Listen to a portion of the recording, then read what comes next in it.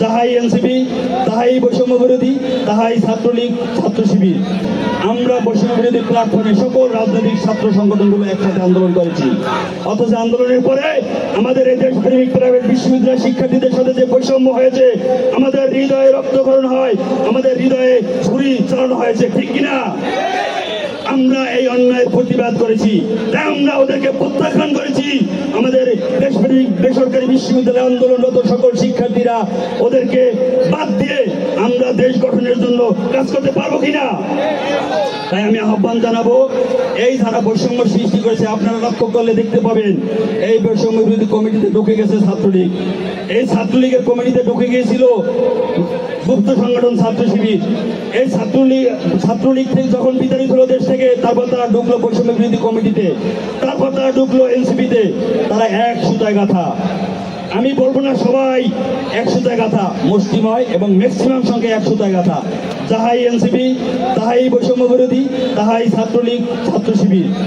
আমি বলবো আপনারা খেয়াল করে দেখবেন, প্রত্যেকটা কমিটিতে আপনি দেখবেন আগে ছাত্রলীগ করতো, পরবর্তীতে প্রকাশ পেয়েছে সে ছাত্র শিবির করে, পরবর্তীতে প্রকাশ পেয়েছে সে এনসিপিতে যোগ দিয়েছে, ঠিক কিনা?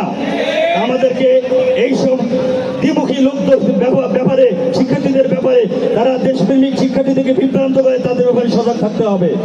তাদের যে প্রোপাগান্ডা, দেশের ষড়যন্ত্র, সে ব্যাপারে আমাদেরকে সজাগ থাকতে হবে। আমরা তাদের এই দ্বৈত নীতি এবং গুপ্ত রাজনীতির ঘৃণা করে প্রত্যাখ্যান করি। আসুন দেখবেন, আমরা কি আপনাদেরকে ছাত্রদলকে কখনো বলেছি ক্যাম্পাসে শুধু আপনারাই রাজনীতি করবেন? আমরা বলি সহ অবস্থানের কথা, আমরা বলি সহমর্মিতার কথা। আসুন সকল ছাত্র সংগঠনকে আহ্বান জানাই, ক্যাম্পাসে সাধারণ শিক্ষার্থীদের পক্ষে একসাথে কাঁধে কাঁধ মিলিয়ে কাজ করি। আমরা সাধারণ শিক্ষার্থীদের উন্নয়নে কাজ করি।